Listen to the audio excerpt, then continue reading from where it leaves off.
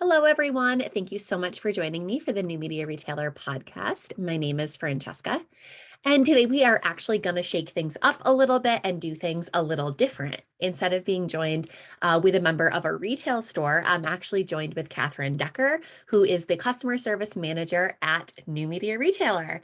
Katherine, thank you so much for joining us. Thank you for having me. Hello, everybody. We're excited. So to give everybody a little bit of context about today's conversation, I would say stemming back pretty close to exactly 2 years ago today, like so many businesses, we had a pretty drastic change where our workplace went from being 99% in an office space where we were able to often come together as a group and collaborate, share ideas, things like that, to pretty much overnight going almost 100% remote.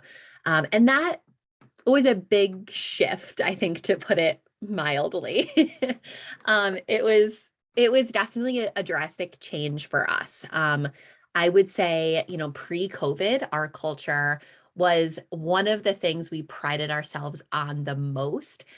We had just a really good system where we were so often coming together to collaborate. We were doing one-on-one meetings with between a manager and a team member every single month. We would come together and have like group lunches, things like that. And it was just so easy and convenient because we were all together.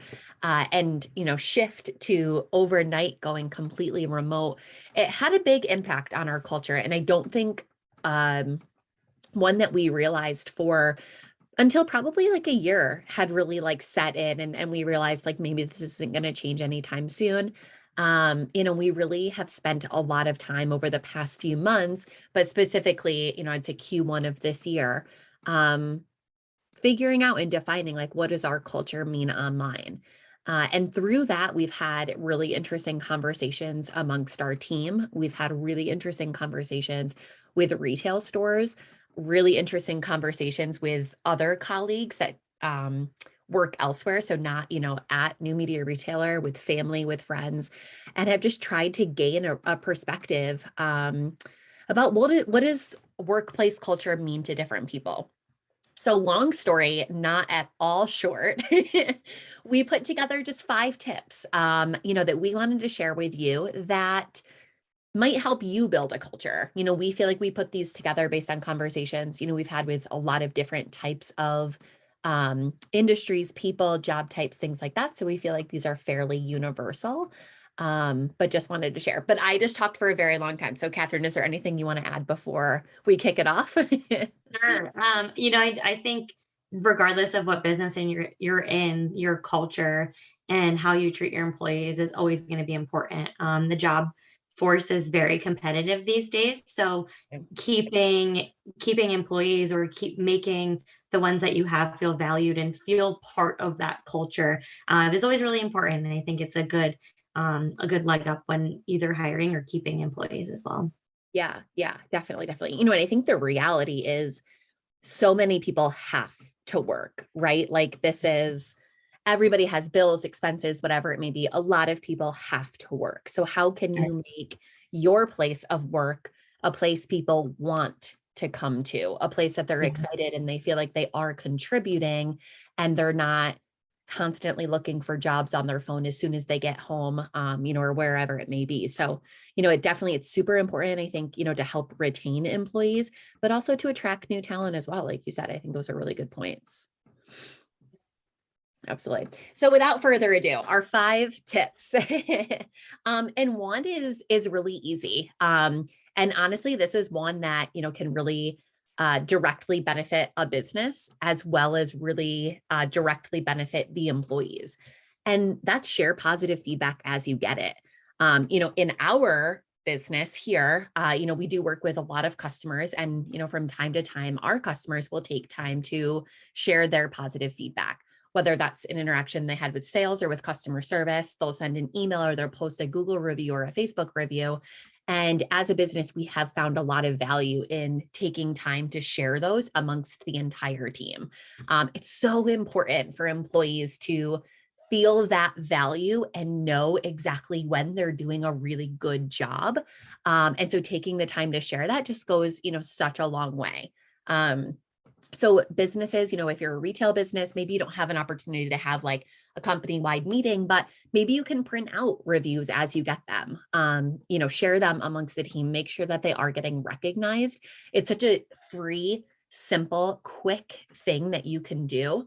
But also, as we've talked about a lot in our marketing tips and through these podcasts as well, reviews are really beneficial to you online. So if you can help encourage people leaving those there, and then take the time to share them after the fact, that's super huge. And just to add there too, it's always really nice, especially if you're having like a really busy day, or you're very sidetracked, you have an angry customer maybe come in. Hearing that positive feedback is a great reset to either your day or to just reassurance to know like what you're doing is it's working. And so it is always nice to have that recognition and hear it as well. Yeah, definitely, definitely. And like you could certainly take it one step further, and create a little prize out of it. Have a little contest of like whoever can get the most, positive reviews on either in person or through like a written feedback, maybe in the store or an online review. I mean, you could assign a prize with that. Whoever gets the most in a month gets, a gift card or $100, whatever it may be, whatever financial contribution you comfortably can make there, that certainly could go a long way too, but not required. But sometimes it's fun to make a little competition out of things we found. I was just going to say a little friendly competition. But do you want to take number two? Sure. So the second little tip we had was having annual reviews with your employees. So, in some instance, actually, my favorite like little tagline is, "I can't fix a problem that I don't know exists." So having that open opportunity to talk to your employees really sets the dialogue for them to maybe share something that could be frustrating or they think could be fixed. And also, as like a management position, also gives you the opportunity to discuss with the employee maybe something that they could improve on, or to make systems within the business go smoother. It really just gives you that opportunity to create success ongoing, and always asking for feedback too. So asking what can we do better. It helps open that dialogue and really sets the tone, I guess, again. Yeah, definitely. And I think one thing too that took our annual reviews from like good to really valuable was when like in advance we created a template of like, hey, Yeah. here is what we expect, and these are the things, these are the different areas that we are going to be providing feedback to you on an annual basis. And I feel like sharing that in advance really helped a lot of people to know what our expectations were. Mhm. Something, I think I've talked about this in the podcast before, but like my parents, they own a small business. And something, that is so funny, but we always say is like, it could be as simple as cleaning the bathroom. Like the expectation of what a clean bathroom is means very different things to maybe a manager than it does an employee. Maybe one is super, super clean and one's like, oh yeah, it's picked up, we're good to go. Well, if you don't provide, like, hey, here's our guideline for what our expectation is, no one can be successful because they don't know what they don't know. I feel like that's helped us a Yeah. lot. Yeah, definitely. And it gives you, that guideline of, like you said, oh, that's what I should be doing. How can an employee expect what they're going to be rated on if they don't have that really in front of them? Totally. Yeah. And I feel like too, when employees are getting like, I think annual reviews are incredibly important, but I do think consistent feedback. So this kind of goes even back to number one again and looping it in with number two. But like sharing consistent feedback, I think is really helpful for an employee to know exactly what they're doing well. There is never one employee who's going to do everything perfectly. So when it does come time to need to have those difficult conversations, and maybe that is in an annual review about areas of improvement or things like that, when they know what they're doing well, it makes it much easier for them to accept the constructive feedback of what they can improve on, instead of feeling like, oh my gosh, is there anything I'm doing well? I'm feeling like super overwhelmed. They kind of know like, okay, I got my good things, I got my one or two areas of improvement, and I'm good to go. Yeah. Yeah, definitely. And I kind of touched on the next point, but we can definitely elaborate if you want to go to the third point. Yeah, definitely.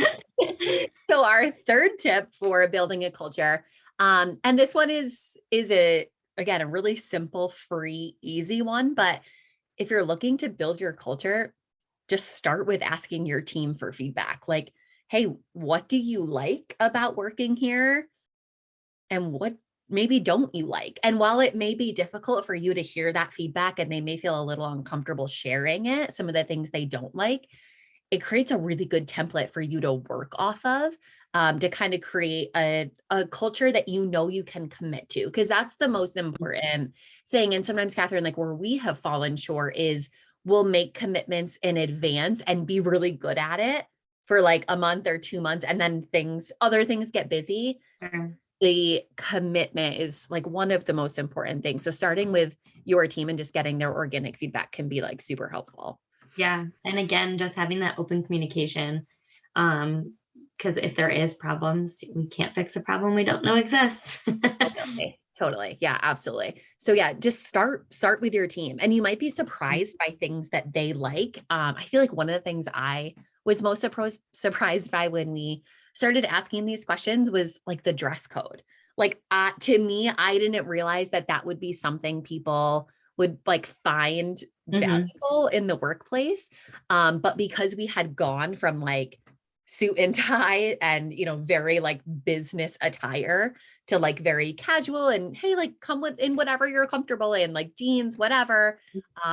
People loved that. They really Yeah. liked that. And so that was such a surprising one, such an easy change to Yeah. make. That took no work at all.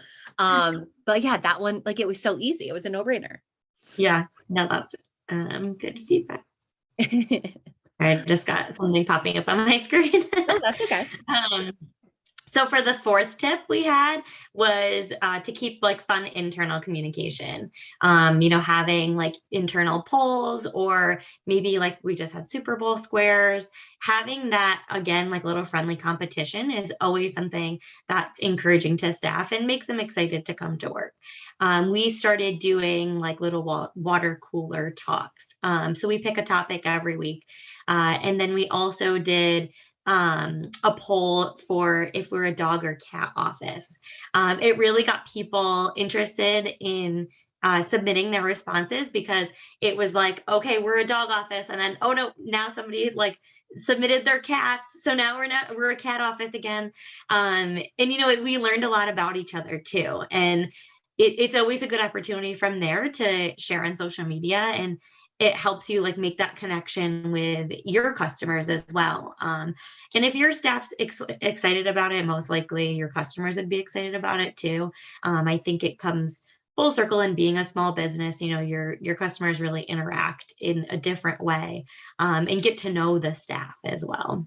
Yeah, definitely. I mean, like that's again, like totally free, such like an Mhm. easy creative thing. Like ask your staff, are you a dog person or a cat person? And boom, right there, you have good organic content to share on social media. And like that is the reason people shop local, is like they know Mhm. your employees, they feel comfortable with your employees, they know they're knowledgeable, but like just put a little spin on it and make it fun. But these are members of the community. These are faces people know. And so just like utilizing that to your advantage to create organic engagement on your page is like such a win-win, such a fun thing to do too. We started doing, and again, it's a little different because we have, an office setting, it's, 8 to 5, but once a month we come together, and I just had said like, yeah, let's come together for 15 minutes. And Catherine was like, let's assign like a topic completely non-work related, a topic that's what they're going to talk about for 15 minutes, just to spark the conversation. And then from there, it can go wherever. And so last month we did, what's your least favorite Sure. household chore. Yeah. Or like just house to do. Cause mine wasn't really a chore, but it was like a house to do. And I had actually shared that on Instagram. I just was like talking about a new thing we were doing, and I like got so much feedback from people being like, wait, this is such a good idea. Like so easy. I definitely want to like do this at my job. Just a good way to like get the conversation going. So while you may not have an opportunity again for your entire team to come together, on like a Zoom call or something and ask these questions, like if you have a back office or a whiteboard or something, anywhere that like everyone can see, just jot the question down and let your team like post their responses, because it does get really fun. Yeah, it also, I think, is like a really good opportunity for like your staff to bond outside of work related stuff. Mhm. If somebody has the same answer, like, oh, I hate this chore, you're also just learning something about your coworker outside of work. And it Yeah. does create that good bond too and have a good work environment. Yeah. That was such a good idea that you had. What was yours? Because we were in different groups. So we break off into like small groups. What was yours? Mine was cleaning the toilets. That's Oh, just, that, yeah, I mean, does anyone like no. that? Mine was cooking dinner. Like it Okay. happens every day. You have to do this. I hate it. Like I despise cooking dinner, and like every day I'm not good at like meal planning. So every day I'm like, Yeah. oh shoot, what are we gonna have for dinner? It's 4:45. I need to start thinking about this. Like I hate it. But Yeah. toilets would probably be a very close second. Yeah. Yeah. But yeah, even there, like, it just, again, like Catherine said, it just creates an opportunity to allow staff to talk about things that are not like, gosh, I'm tired from stocking these shelves, or like, yeah, I'm working overtime again, or, whatever it is. It's just like, you can laugh, like it's Yeah. fun. Yep. Yep. Really. And our fifth and final tip to build a culture, is just try to find opportunities where your team can come together. Um, that maybe don't have a work related agenda. An easy one to kind of think is like, hey, we're doing, a lunch, we're going to have food brought in on the 15th of this month. So, if you're working, that's great. If you're not working and you want to pop in for lunch, like we'd love to see you. But just kind of create natural opportunities for people that they're encouraged to socialize and not talk about work things, and kind of step away for a little bit from, the floor or from their desk or whatever it may be. Um, this one is our one tip that does have a little bit of a financial commitment. Obviously, paying to get food brought in, or if it's maybe you go to happy hour, or something, whatever it may be.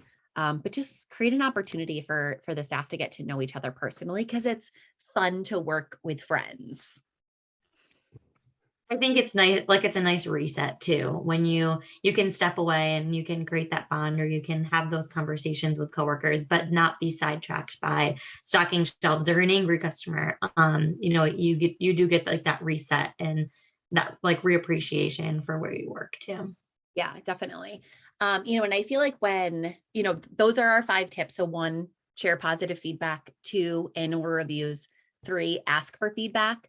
4, create opportunities for fun internal communication. And 5, a group gathering, whether that be like a lunch or happy hour, whatever it may be. Um, these are like quick, easy tips that you could, apply at any time. But I do think it's really important for managers or owners of a business to come together and kind of have a conversation about core values, or maybe create a, you know, sunset idyllic picture of like what your culture could look like. And maybe that's your farther out goal. But in the meantime, these are quick things that you could start to implement at any time. You certainly don't need to do all 5, but maybe there's 1 or 2 you could start to implement this month or next month, and let your team know that this is the goal. You're trying to create a culture that they want to be a part of. Um, so yeah, I think that kind of covers the tips. But Catherine, anything else you want to add in general too about just creating a culture? Um, I think the only thing is just, employee retention, like creating that culture really helps keep those great employees. Um, and also just makes for a happy work environment, which we all want. Definitely, definitely. And something that we had touched on earlier, but like I don't want to go without kind of honing in on a little bit, is consistency. Like it is so important, your culture, for employee retention, for employee engagement, to use as a tool to attract new employees. But the most important thing is whatever it is you commit to, write it down so that you can continue to commit to it and that you can be consistent, because these are fun things. But if you do them for 1 or 2 months and then stop, in a few months, people are going to look back and be like, yeah, remember when our culture was important? You want them to feel like, gosh, I work for a place that like is taking the time, to find value in this. And nothing that we talked about takes a significant, amount of time. But whatever it is you're going to commit to it and be consistent about it. Awesome. Well, that covers our 5 top tips to build a culture. Thank you so much for joining us today. Check back soon for another New Media Retailer podcast for sure. Katherine, thanks so much for joining today. Thanks for having me. Have a good day. Bye, you too.